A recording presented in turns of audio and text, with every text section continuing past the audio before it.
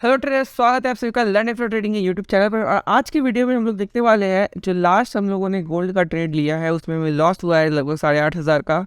तो उसमें क्या हमारी मिस्टेक्स हुई है और किस तरीके से हमने ट्रेड लिया और लॉस हुआ है वो देखेंगे। तो चलते हैं स्क्रीन के ऊपर।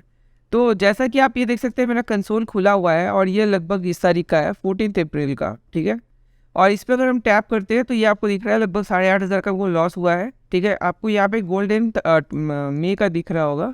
वो इसलिए होता है क्योंकि जो भी कमोडिटी को आप ट्रेड करते हो तो वहाँ पे आप करंट मंथ में ना डिलीवरी लेकर नहीं जा सकते। इंट्राडे कर सकते हैं लेकिन डिलीवरी नहीं लेके जा सकते।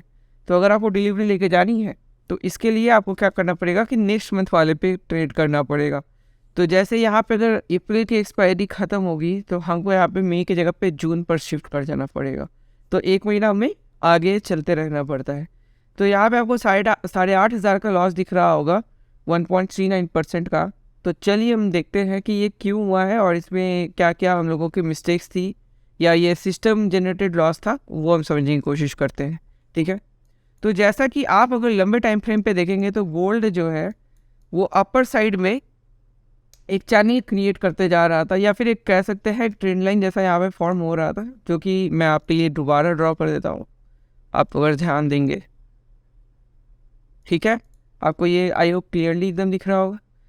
अब अगर आप इसको स्मॉलर टाइम फ्रेम पे देखेंगे 1 आवर की, तो आपको यहाँ पर एक और ट्रेंड लाइन नज़र आ रहा होगा, ठीक है, जो कि कुछ इस प्रकार से है, ठीक है ना। मैंने ट्रेंड लाइन को इस तरह से क्यों खींचा है, इस तरह से क्यों नहीं खींचा है, अगेन सब कुछ आपके ऊपर डिपेंड करता है कि आप कहाँ से कहाँ टच कराना चाहते हो। कुछ लोग वीक पे टच करते हैं, कुछ लोग बॉडी पे टच करते हैं और कुछ लोग वीक एंड बॉडी का जोन बना देते हैं, ठीक है।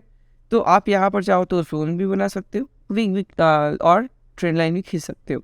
तो यहाँ पे हमने क्या किया कि ये जो है आप नज़र डालेंगे एक बार अच्छे तरीके से, तो ये जो ट्रेंड लाइन है इसके ऊपर एक बार भी ये क्लोजिंग नहीं दे रहा था। आप नोटिस कर सकते हो कि यहाँ पे इसने कई बार भी टच किया है, ऊपर निकला है, लेकिन क्लोजिंग नहीं दे पाया। और यहाँ पे भी आप नोटिस करेंगे कि क्लोजिंग नहीं दे पाया, ठीक है। और यहाँ से ये इतना ज़बरदस्त वॉल्यूम के बाद भी यहाँ से ये अप साइड में इसको निकलने लगा। तो मेरे दिमाग में ये आया कि अगर ये जो वीक है यहाँ पे यानी कि ज़बरदस्त सेलिंग प्रेशर है, करेक्ट है। तो अगर यहाँ पर जिन लोगों ने भी सेल किया होगा उनका एसेल क्या होगा, लगभग इसी एरिया पर होगा, राइट। तो मैंने यही सोच के रखा था कि यहाँ पे अगर हम इसके ऊपर अगर ये निकलता है तो यहाँ पे एक शार्प अप मूव हम लोगों को देखने को मिलेगा। और इस कारण से हम लोगों ने जो बाइंग रखी थी वो लगभग इस एरिया पर रखी थी। ऑल्दो मैं आपको प्राइस एक्शन के हिसाब से एक्सप्लेन कर रहा हूँ, लेकिन ये सारी चीज़ जो है वो हम लोगों ने डाउ थ्योरी के हिसाब से की थी। तो डाउ में ये हमारा ट्रेड इनिशिएट हुआ था, ठीक है। और वहाँ पे हम लोगों को ये लॉस हुआ है, तो वो मैं आपको एक्सप्लेन कर रहा हूँ as a price action basis पर।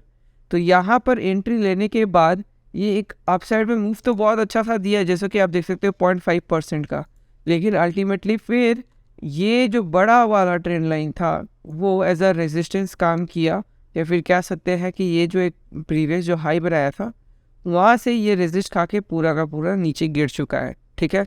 और हम लोगों को यहाँ पे एसएल हिट हो गया, जैसा कि आप देख सकते हो 1.39% के आसपास का लगभग इस एरिया पे हमारा एसएल हिट हुआ है। उससे थोड़ा सा नीचे आके ये यहाँ पे दोबारा से सपोर्ट लेने की कोशिश कर रहा है। तो क्या अब यहाँ से ये सपोर्ट लेकर ऊपर जाएगा या यहाँ से ये ब्रेक डाउन करके नीचे आ जाएगा, वो तो आपको टाइम के साथ ही पता चलेगा। लेकिन अभी के लिए फ़िलहाल जो है ये एक इस तरीके का कुछ आपको चैनल जैसा दिख रहा होगा फॉर्मेशन होता हुआ, ठीक है। तो अभी अगर ये इस एरिया को ब्रेक कर देता है, जो कि प्रीवियस स्विंग बनाया था ये वाला, अगर इसको ये ब्रेक कर देता है तब ये नीचे की तरफ आ सकता है इस एरिया को टच करने के लिए। और अगर और हालांकि आपको ये भी एम पैटर्न जैसा भी दिख रहा होगा, तो एम पैटर्न के लिए भी आपको ये वीक ब्रेक करना, मतलब ये नेक लाइन ब्रेक करना ज़रूरी है। तो M pattern and neckline आपको यहाँ पे क्लियर कट दिख रहा है, तो ये नेक लाइन है हमारा, ये ब्रेक करता है तो हमको यहाँ पे एक डाउनफॉल नज़र आ सकता है, प्रोवाइडेड ये एरिया पर भी ये रिटेस्ट खा के फिर नीचे की तरफ आना शुरू करे तब, ठीक है। तो इस तरह से यहाँ पे हमें देखने को मिल सकता है। और क्योंकि गोल्ड जो है वो काफ़ी अच्छा खासा अप मूव में चल रहा है, ठीक है। अगर आप इसका लंबा टाइम फ्रेम देखेंगे यानी कि डेली या वीकली पे, तो आपको दिख रहा होगा ये काफ़ी अच्छा खासा अप मूव में है। तो ऑलरेडी अप ट्रेंड में रहने के कारण आपको यहाँ पर शॉर्टिंग के सिनेरियोज को कम देखना चाहिए अनटिल एंड अनलेस एक मेजर ट्रेंड लाइन को ब्रेक डाउन दे।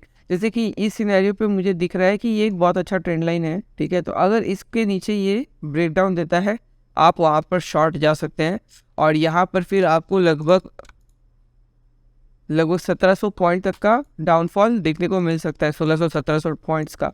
तो ये किया जा सकता है, लेकिन जब तक ये ब्रेक ना हो तब तक मैं शॉर्टिंग के लिए आपको सजेस्ट नहीं करूँगा। यहाँ पे ये नीचे की सब आके फिर से अपसाइड मूव दे सकता है। हमेशा याद रखिएगा कि जब भी मार्केट अप ट्रेंड में होता है लंबे टाइम फ्रेम पे या बड़े टाइम फ्रेम पे, तो वहाँ पे आपको कई बार एम पैटर्न दिखेगा, कई बार एम पैटर्न ब्रेक होते हुए नज़र आएगा, लेकिन वो उल्टा घूम के आपको ऊपर चला जाएगा। जैसे कि यहाँ पे भी आपको नज़र आया होगा कि ये एम पैटर्न है, यहाँ पे ये ब्रेक करने जा रहा था, फिर से ऊपर निकल जाएगा। तो ये चीज़ हमेशा होगा अगर अप ट्रेंड में वो स्टॉक आ चुका है तो। और अगर डाउन ट्रेंड पे है और एम पैटर्न दिख रहा है, तब आपको शॉर्टिंग करने के लिए बहुत अच्छा मौका मिलेगा। जैसे कि आपको यहाँ पर दिख रहा होगा कि ये देखिए, ये एक एम पैटर्न बना, यहाँ पे ये निकलाइन ब्रेक किया, अच्छा मूव दिया। ये एक एम पैटर्न बना, निकलाइन ब्रेक किया, अच्छा मूव दिया। ये एक एम पैटर्न बना, इसका निकलाइन को यहाँ ब्रेक किया, अच्छा मूव बना। तो जब भी डाउन ट्रेंड में है, निकलाइन ब्रेक करते जा रहा है, तो वहाँ पर अच्छा मूवमेंट्स आप कंसिडर कर सकते हैं शॉर्टिंग के लिए।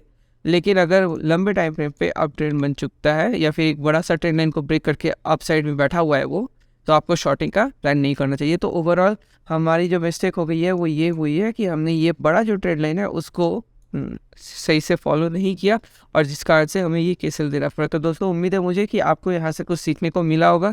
अगर सीखने को मिला है तो जल्दी से वीडियो को लाइक कर लीजिए, चैनल को सब्सक्राइब कर लीजिए और वीडियो के नीचे कमेंट डाल दीजिएगा अगर यहाँ से कोई भी आपको लर्निंग्स या लेसन मिला है तो। और इसी तरह से और वीडियोज़ के लिए हमें फटाफट सब्सक्राइब कर लीजिए। हम मिलेंगे आपसे अगली वीडियो में, तब तक के लिए बाय बाय।